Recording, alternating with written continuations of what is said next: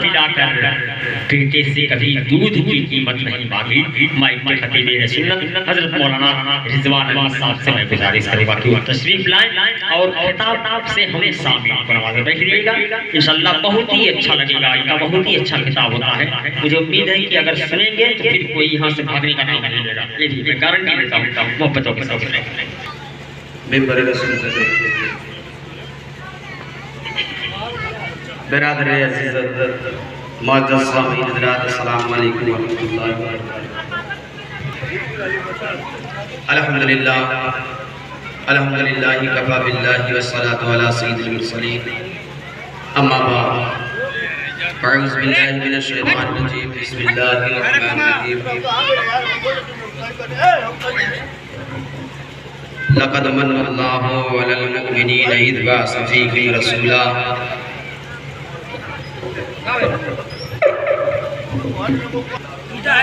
اللہ العظیم صدق رسولہ النبی الکریم. نحن علی ذلک لمن الشاہدین والشاکرین والحمدللہ رب العالمین.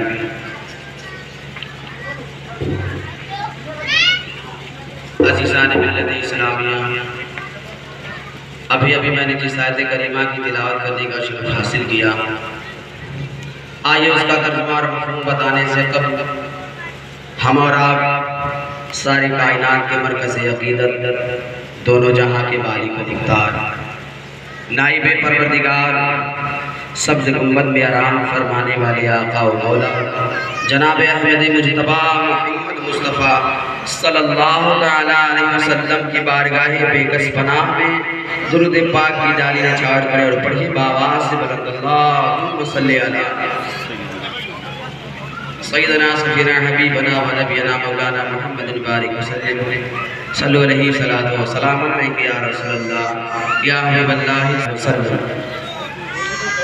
عزیزان ملت اسلامیہ، میں نے جس آیت کریمہ کی تلاوت کرنے کا شرف حاصل کیا، اللہ تعالیٰ قرآن میں ارشاد فرما رہا ہے لَقَدْ مَنَّ اللَّهُ عَلَى الْمُؤْمِنِينَ اِذْ بَعَثَ فِيهِمْ رَسُولًا. تحقیق کی اللہ کا بڑا احسان ہوا مسلمانوں پر کہ انہی میں اپنا رسول مبعوث کیا، رسول بھیجا. عزیزان ملت اسلامیہ، سوچنے کی بات ہے کہ اللہ تعالیٰ نے 18,000 عالم کو بنایا، مگر اللہ تعالیٰ کہیں احسان کا ذکر نہیں کیا. اللہ تعالیٰ نے ہمیں چلنے کے لیے پیر دیا مگر احسان نہیں جتایا. اللہ نے ہمیں سننے کے لیے کان دیا مگر احسان نہیں جتایا. اللہ نے ہمیں دیکھنے کے لیے آنکھیں دی مگر احسان نہیں جتایا. اللہ نے ہمیں کھانے کے لیے منہ دیا مگر احسان نہیں جتایا. اللہ نے ہمیں بولنے کے لیے زبان دی مگر احسان نہیں جتایا. اللہ نے ہمیں عقل و شعور سے نوازا مگر احسان نہیں جتایا.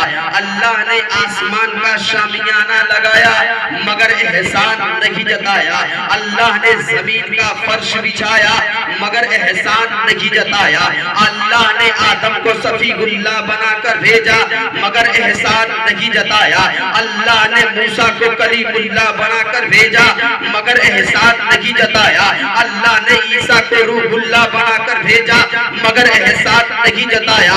لیکن اللہ نے جب نبی پاک کو بھیجا، دونوں جہاں کے مالک و مختار کو بھیجا، تو اللہ تعالیٰ قرآن میں ارشاد فرما رہا ہے لَقَدْ مَنَّ اللَّهُ عَلَى الْمُؤْمِنِينَ اِذْ بَعَثَ فِيهِمْ رَسُولًا.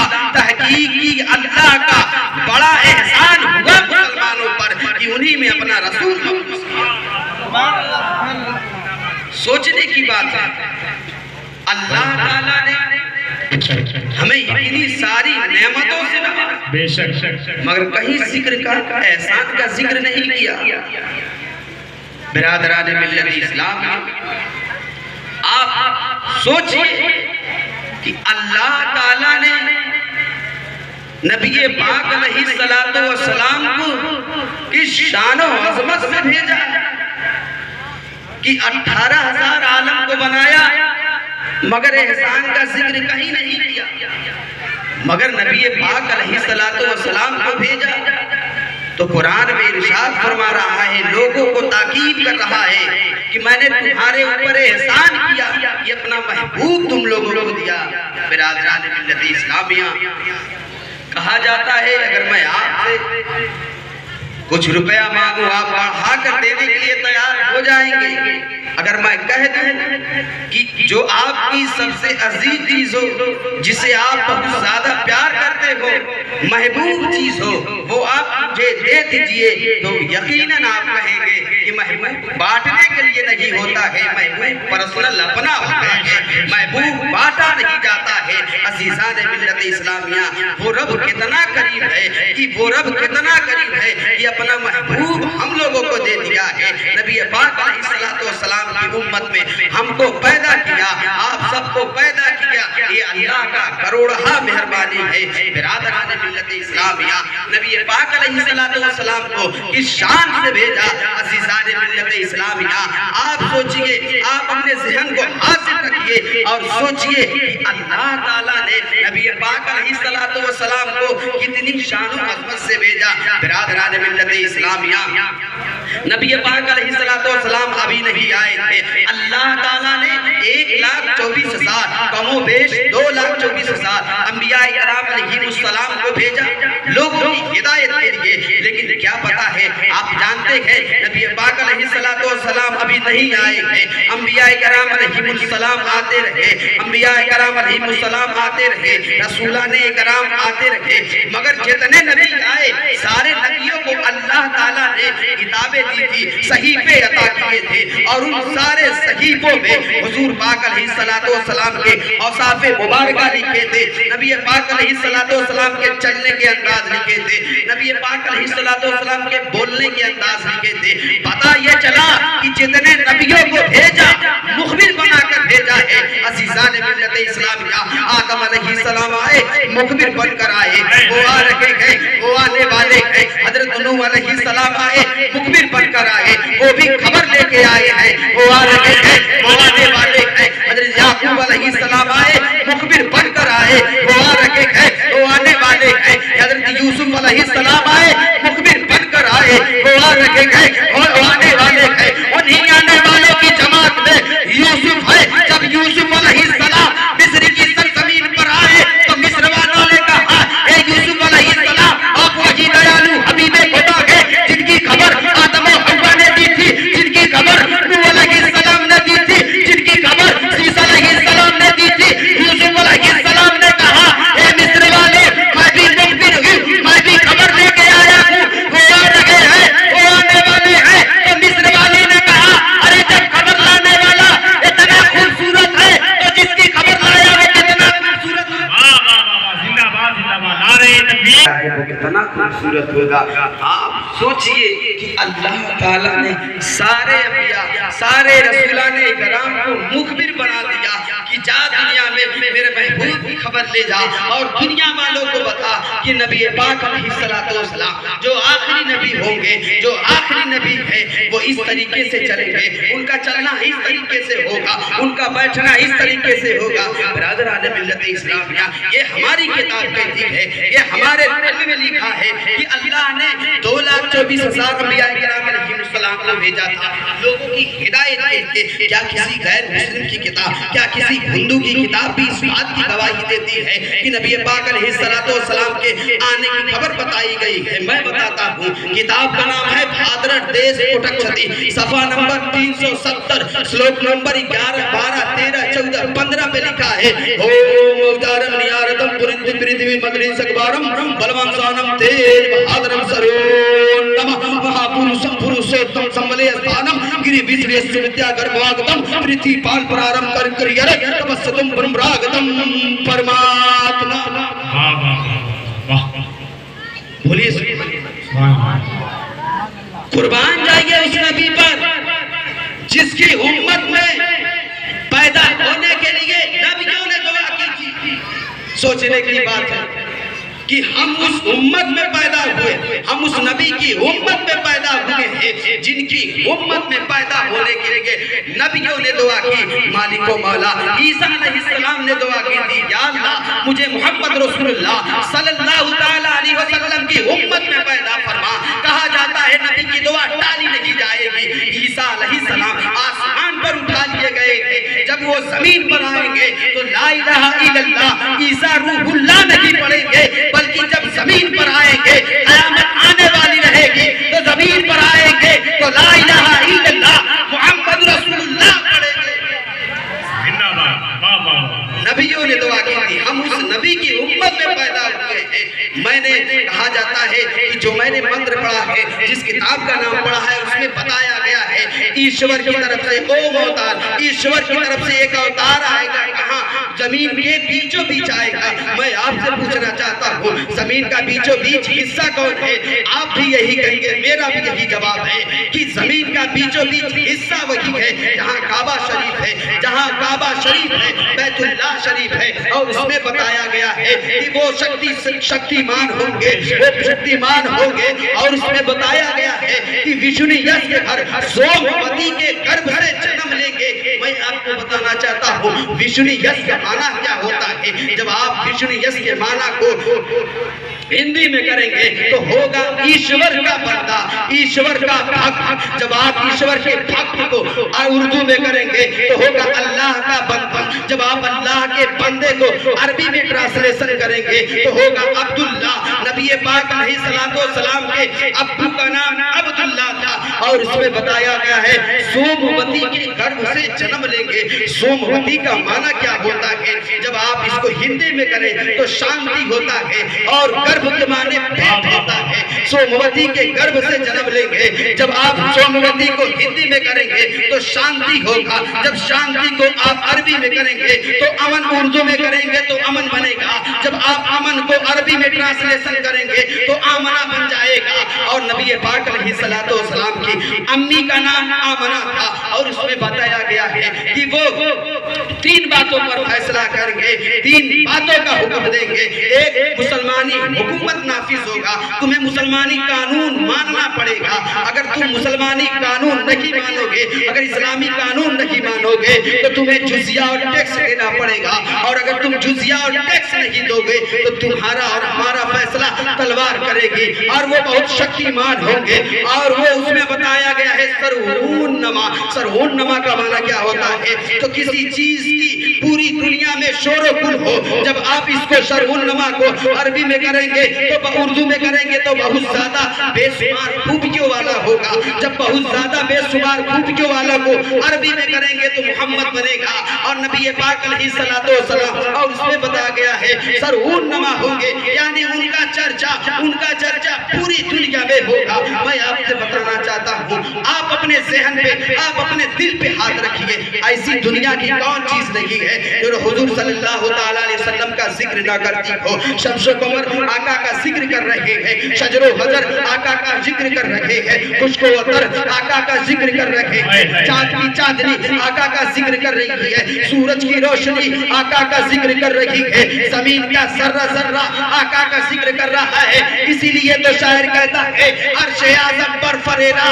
ہے میرے سرکار کا, بجتا ہے کونین میں ڈنکا میرے زندہ باد, سبحان اللہ, سبحان اللہ, ماشاءاللہ, بجتا ہے کونین میں ڈنکا میرے سرکار کا.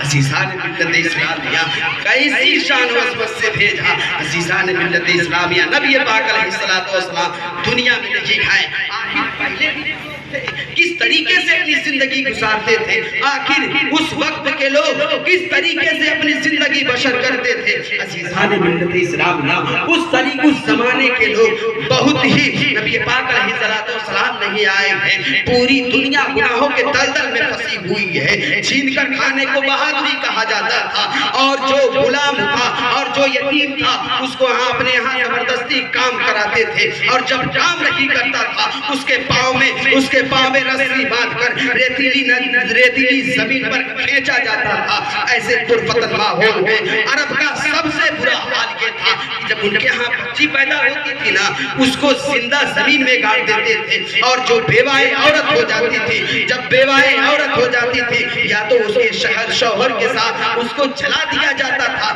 یا تو اس کے شوہر کے ساتھ گاڑ دیا جاتا تھا، یا تو شہر سے نکال دیا جاتا تھا۔ ایسے پرفتن ماحول میں ایسے پرفتن ماحول میں یتیموں بیواؤں نے اپنے دونوں ہاتھ کو اٹھا کر بارگاہ مالک پروردگار میں دعا کی، اے مالک و مولا، ہمیں کھلانے والا تو ہے، ہمیں پلانے والا تو ہے، ہمیں زندگی دینے والا تو ہے، اے مالک و مولا ہمارا رہنما کب آئے گا، اے پروردگار عالم ہمارے اوپر شفقت کا ہاتھ پھیرنے والا کب آئے گا۔ ان کی آواز عرش معلیٰ سے ٹکراتی ہے اور 12 نبی النور کو اللہ نے اپنے محبوب کو بھیج دیا ہے۔ جب میرے مصطفیٰ دنیا میں تشریف لا رہے تھے ایک منادی ندا دے رہا تھا، اے یتیموں خوشیاں مناؤ، وہ آ گئے ہیں، اے بیواؤں اب تم بھگائی نہیں جاؤ گی، وہ آ گئے ہیں، اے گڑنے والی بچیوں اب تم گاڑی نہیں جاؤ گی، وہ آ گئے۔ پوچھنے والے نے پوچھا ارے بتا کون آ گئے، بتانے والے نے کہا دونوں جہاں کے مالک و مختار آ گئے، دونوں جہاں کے مالک و مختار آ گئے ہیں۔ ملت اسلامیہ، مگر ہم اس نبی کے امت ہیں جن کی امت میں پیدا ہونے کے لیے نبیوں نے دعا کی تھی۔ شاعر کہتا ہے مانگے شب پر رب حبلی کی دعائیں مصطفیٰ، مانگے شب پر رب حبلی کی دعائیں مصطفیٰ، ہم کرے آرام تکلیفیں اٹھائیں مصطفیٰ، اور بعد تخلیق دو عالم خالق کل نے کہا ہم نے تو دنیا بنا دی اب چلائیں مصطفیٰ، ہم نے تو دنیا بنا دی اب چلائے مصطفیٰ۔ عزیزان ملت اسلامیہ، جیسا کہ آپ تمامی حضرات کہ یہ بزم مصطفیٰ صلی اللہ علیہ وسلم شادی کے موقع سے رکھا گیا ہے، انشاءاللہ میں اپنے موضوع پہ آؤں گا، مگر جس مقصد کے لیے رکھا گیا ہے اس مقصد پہ بولنا بہت ضروری ہے۔ عزیزان ملت اسلامیہ، حدیث شریف میں ہے، حدیث شریف میں آیا ہے النکاح من سنتی فمن رغب عن سنتی ولیسا منی، کہ نکاح کرنا میری سنت ہے اور جو اس سے مکرے انکار کرے فلیسا منی وہ ہم میں سے نہیں ہے۔ عزیزان ملت اسلامیہ، نکاح کرنا سنت ہے، نکاح کرنا کہیں کہیں فرض ہے، نکاح کرنا حرام بھی ہے۔ اگر ہم عیاشی کے لیے ہمارے پاس دولت ہے، اگر ہم عیاشی کے لیے نکاح کر رکھے ہیں تو ہمارا نکاح حرام ہو جائے گا۔ عزیزان ملت اسلامیہ، نکاح سے انسان کا ایمان محفوظ رہتا ہے۔ جب انسان نکاح کر لیتا ہے تو شیطان روتا ہے کہ اب میں اس سے گناہ نہیں کرا پاؤں گا۔ جب انسان نکاح کرتا ہے تو اللہ تعالیٰ اس کے رزق میں بڑھوتری کر دیتا ہے، اور ہم کہتے ہیں کہ پہلے پیسہ کما لے پھر نکاح کریں گے، اللہ کہتا ہے نکاح کر رزق میں دوں گا۔ عزیزان ملت اسلامیہ، مگر آج ہمارا ماحول کیسا ہے؟ آج بہت سے گھروں میں جوان بچیاں اس بنیاد پر سڑ رہی ہے، ان کے باپ کے پاس اتنی دولت نہیں ہے کہ وہ اپنے بیٹی کے لیے ایک داماد خرید سکے۔ عزیزان ملت اسلامیہ، آج بہت سے صاحب ثروت ہیں، آج بہت سارے لوگوں کے پاس اتنی دولت ہے کہ وہ مکہ شریف جا کے اپنی بیٹی کا نکاح کرتے ہیں، وہاں جا کے اپنی بیٹی کی شادی رچاتے ہیں۔ آپ سوچئے کتنا خرچ ہوتا ہوگا۔ اسلام فضول کی خرچی سے منع کیا ہے، اسلام فضول کی خرچی کی اجازت نہیں دیتا ہے۔ عزیزان ملت اسلامیہ، اگر وہی کچھ پیسہ ہم غریب بچیوں میں لگا دیں، اگر وہی کچھ پیسہ اکٹھا کر کے ہم کسی غریب کی بیٹی کی شادی کرا دیں تو انشاءاللہ العزیز اس کے زبان سے جب بھی نکلے گی ہمارے لیے ہمارے حق میں دعا ہوگی، اور جب ہم ایسا کریں گے تو ہماری دنیا بھی سبر جائے گی اور آخرت بھی۔ عزیزان ملت اسلامیہ، مگر ہمارا سماج اتنا بگڑ گیا ہے، آج ہمارے سماج کے اندر اتنی برائیاں ہیں۔ دیکھیے میں پھیکو بات نہیں کرتا، میں جو بول رہا ہوں میں کتاب سے بول رہا ہوں، میں جو بولوں گا وہ کتاب سے بولوں گا۔ عزیزان ملت اسلامیہ، آج کے نوجوان، آج کے ہمارے سماج کے نوجوان کا اتنا برا حال ہے کہ وہ جب بھی لڑکی تلاش کرتے ہیں، جب اپنی شریک حیات کو تلاش کرتے ہیں، جب اپنی زندگی اپنے ساتھ زندگی گزارنے والے کو کھوجتے ہیں، ڈھونڈتے ہیں، یہ دیکھتے ہیں کہ ان کی بیوی کے کٹے ہوئے بال ہیں کہ یا نہیں. ہمارے نوجوان یہ دیکھتے ہیں کہ ان کی ہونے والی بیوی شادی کے بعد اس کو پیسہ کما کے لا کے دے سکتی ہے یا نہیں. ہمارے نوجوان یہ دیکھتے ہیں کہ ان کی ہونے والی شریک حیات ان سے انٹرنیٹ پر گفتگو کر سکتی ہے یا نہیں. ہمارے نوجوان یہ دیکھتے ہیں کہ ان کی شریک حیات ان کے ساتھ شادی کے بعد پارٹیوں میں ڈانس کر سکتی ہے یا نہیں. ارے پیارے میرے سماج کے نوجوان سنو ہم جس مذہب کو ماننے والے ہیں اس مذہب کا نام مذہب اسلام ہے اور مذہب اسلام میں پردے کا حکم دیا ہے. کیا کبھی تم نے تلاش کرنے کی کوشش کی کہ تمہاری شریک حیات انگریزی بولتی ہے یا نہ بولے مگر قرآن کی تلاوت کرتی ہے یا نہیں. کبھی تم نے تلاش کرنے کی کوشش کی کہ تمہاری ہونے والی بیوی حور پری کی طرح خوبصورت ہے یا نہیں مگر اچھی سیرت والی ہے یا نہیں. کیا کبھی تم نے تلاش کرنے کی کوشش کی کہ تمہاری شریک حیات اپنے ماں باپ کی خدمت گزار ہے یا نہیں. اگر کیا تم نے کبھی تلاش کرنے کی کوشش کی کہ تمہاری ہونے والی بیوی شادی کے بعد تمہارے حکم کی تعمیل کرے گی یا نہیں, تمہارا حکم مانے گی یا نہیں. اگر نہیں کیا ہے تو تلاش کر ایسی لڑکی جو شریعت کی پابند ہو, جو نماز کی پابند ہو, جو روزہ کی پابند ہو. اگر تو نے ایسی لڑکی کو تلاش کیا ہے تو حدیث شریف میں ہے کہ نیک بیوی مرد کے لیے نعمت ہوتی ہے. اگر ایسی بیوی ہوگی تو تمہاری دنیا بھی سنور جائے گی اور آخرت زندہ باد سبحان اللہ. واہ واہ. ہو نیک بیوی تو گھر کو, ہو نیک بیوی تو شوہر کو نیک بنا دیتی ہے, ہو گھر بد تو گھر کو جہنم بنا دیتی ہے بیوی. عزیزان ملت اسلامیہ مگر ہمارا سماج اتنا بگڑ گیا ہے. آج ہمارے سماج کے اندر پایا جاتا ہے, پہلے غیر مسلم میں دیکھا جاتا تھا, اب ہمارے سماج کے اندر پایا جاتا ہے کہ اسٹیج بنایا جاتا ہے, اس پر کرسی لگائی جاتی ہے اور اس پر نئی نویلی دلہن کو لا کے سریعام سب کے سامنے بٹھا دیا جاتا ہے. کیا آپ جانتے ہیں کہ کسی کی بھوکی نگاہ اس پر پڑتی ہوگی, کسی کی پیاسی نگاہ اس پر پڑتی ہوگی. آپ سوچ نہیں سکتے ہیں کہ کیسی نگاہ اس پر پڑتی ہوگی. مگر دلہن ہے مربوس نگاہ, اپنی نگاہ کو نیچے کیے ہوئے بیٹھی رہتی ہے. میرے ملت کے نوجوان ہو, ایسے اپنے سماج کو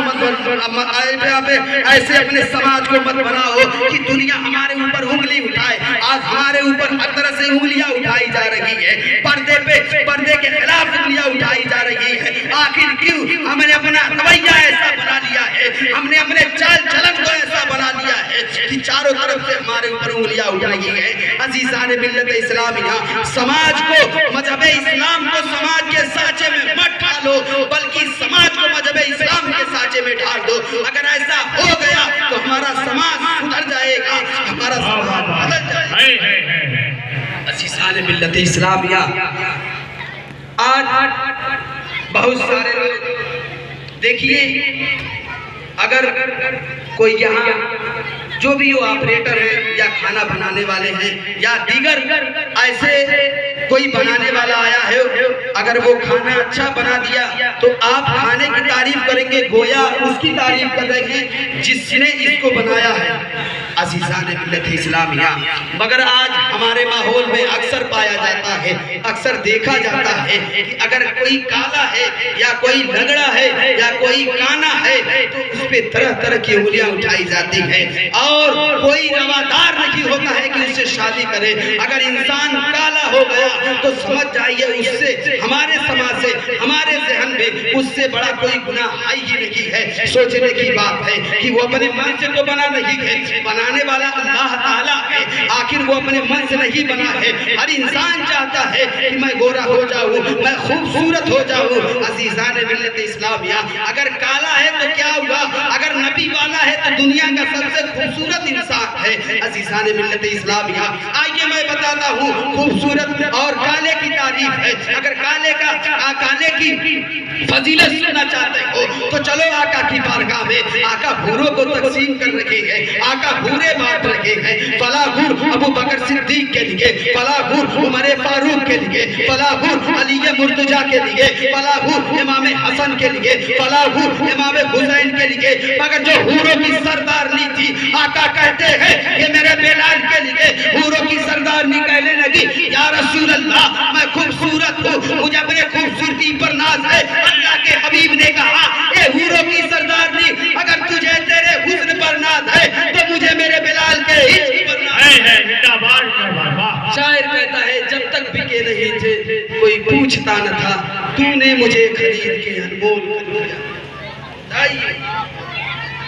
اللہ تعالیٰ اللہ کے حبیب صلی اللہ تعالیٰ علیہ وسلم جس چیز کو اگر اعلیٰ کہتے تو دنیا کی کوئی بھی چیز اسے ادنا کر نہیں سکتی ہے، اور اللہ کے حبیب اگر دنیا میں کسی چیز کو ادنا کہتے تو دنیا کا کوئی ایسا انسان نہیں جس کو اعلیٰ کہہ دے۔ برادران ملت اسلامیہ، میں بس ایک واقعہ بتا کر انشاءاللہ العظیم اپنی گفتگو کو ختم کر دوں گا، میں زیادہ وقت نہیں لوں گا۔ برادران ملت اسلامیہ، اگر یہ واقعہ اگر نہیں سنے ہیں انشاءاللہ العظیم سن لے، اپنا ایمان تازہ ہو جائے گا۔ برادران ملت اسلامیہ، کہا جاتا ہے کہ آج بہت سارے لوگ تبلیغ کرتے ہیں، وہ ایسی تبلیغ کرتے ہیں، کہا جاتا ہے وہ کہتے ہیں کہ تبلیغ کرنا اللہ کے حبیب صلی اللہ علیہ وسلم کی سنت ہے۔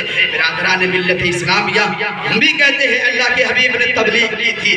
کیا آپ جانتے ہیں کہ وہ کن لوگوں کو تبلیغ کیے تھے؟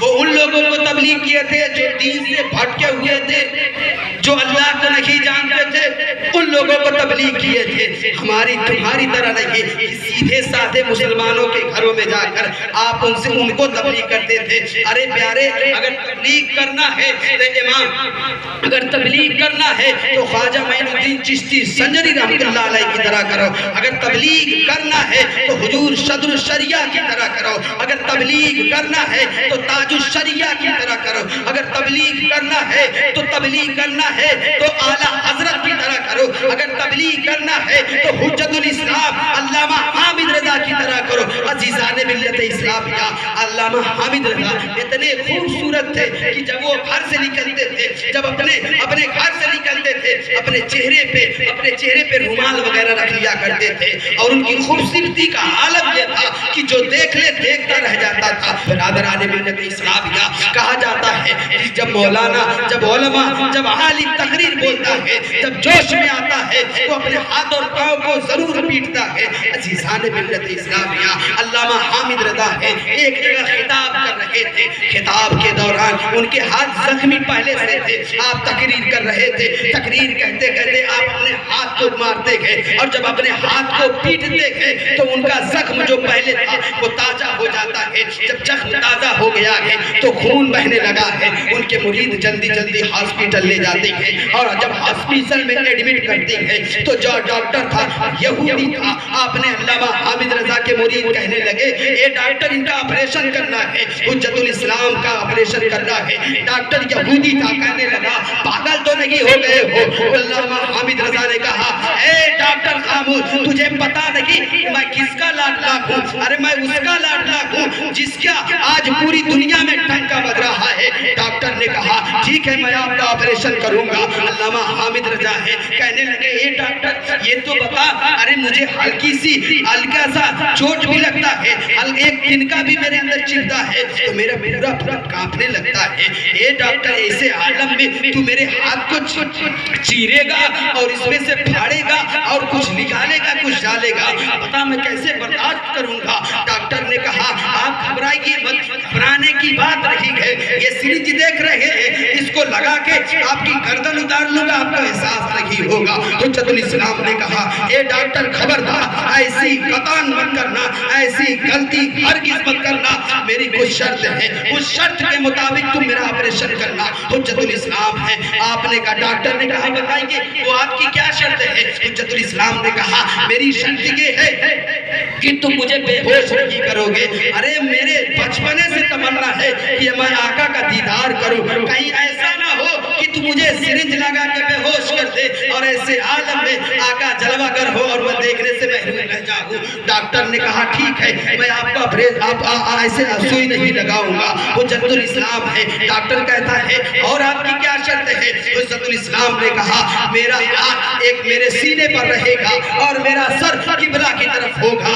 ڈاکٹر نے کہا ٹھیک ہے، اور حجت الاسلام نے کہا میرے بابا نے ایک سلام لکھا ہے، میں وہ سلام پڑھوں گا، جب میں سلام پڑھوں گا تو میرے پاؤں میں چیٹی کاٹنا، اگر میں تمہاری طرف توجہ دوں، تمہاری طرف دیکھوں تب میرا آپریشن مت کرنا، جب میں پڑھنے میں مشغول ہو جاؤں تب میرا آپریشن کرنا۔ حجت الاسلام ہے۔ ڈاکٹر نے کہا ٹھیک ہے۔ حجت الاسلام کو حجت الاسلام کو آپریشن تھیٹر میں لے کر گیا اور لے جانے کے بعد ان کو لٹا دیا۔ ان کے من کے مطابق آپ ایک اپنے ہاتھ پہ سینے پہ ہاتھ رکھتے ہیں اور دوسرا ہاتھ ڈاکٹر کے ہاتھ میں دیتے ہیں اور اپنے بابا علی کا سلام پڑھتے ہیں، مصطفیٰ جان رحمت پہ لاکھوں سلام، شب بس میں ہدایت پہ لاکھوں سلام۔ ڈاکٹر نے چیٹھی کاٹا، حجت الاسلام نے کہا چند شعر اور پڑھنے دو۔ حجت الاسلام ہے، پڑھ رہے ہیں پتلی پتلی گلے قدسی کی پتیاں، ان لبوں کی نزاکت پہ لاکھوں سلام، مجھ سے کاش محشر میں جب ان کی قیامت ہو اور بھیجے سب ان کی شوکت پہ لاکھوں سلام۔ حجت الاسلام ہے،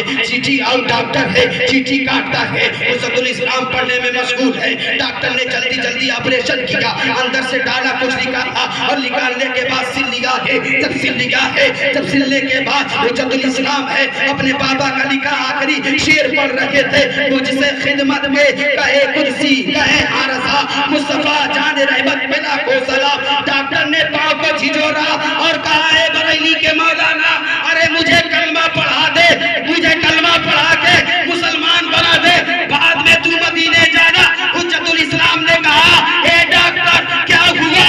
ڈاکٹر نے کہا ارے جب نبی کے سلام میں اتنا مزہ ہے تو نبی کے دیدار میں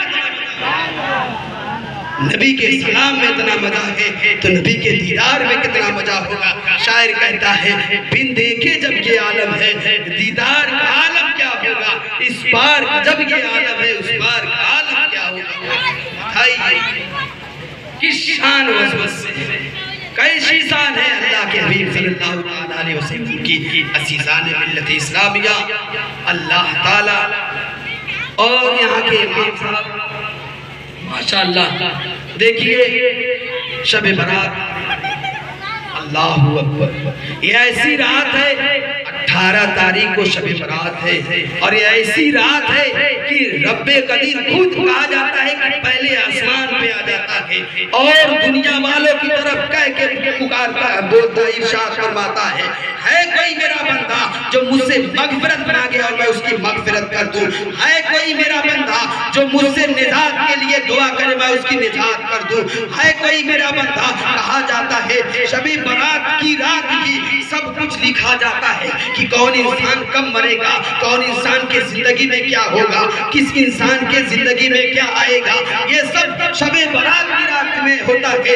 عزیزان ملت اسلامیہ، اگر ہم پوری رات عبادت کریں، عزیز بہت غور سے میری بات سنیے گا، اگر ہم پوری رات عبادت کریں اور فجر کی نماز چھوڑ دیے تو ایسا ہی ہوگا جیسے ایک عورت اپنے پیٹ میں 9 مہینے بچے کو پالتی ہے اور جب بچہ پیدا ہوتا ہے وہ مرا ہوا ہوتا ہے، ایسے ہی ہماری عبادت ہو جائے گی اگر ہم پوری رات اللہ کی عبادت کریں گے اور فجر کی نماز چھوڑ دیں گے تو ہماری ساری عبادت ہمارے منہ پہ مار دی جائے گی، وہ ساری عبادت ہماری خراب ہوگی۔ سارے ملت اسلام میں کب ہوگا؟ جب ہم نماز پڑھیں گے تب ہوگا، اور ہمارے نماز کا عالم یہ ہے اللہ اکبر۔ کہا جاتا ہے اگر پہلے کے مسلمان آج کے مسلمان کو دیکھے تو کہیں گے کہ یہ مسلمان ہے ہی نہیں، سوچئے، اور آج کے مسلمان کل کے مسلمان کو دیکھیں گے تو کہیں گے کہ یہ پاگل مجنون دیوانہ ہے۔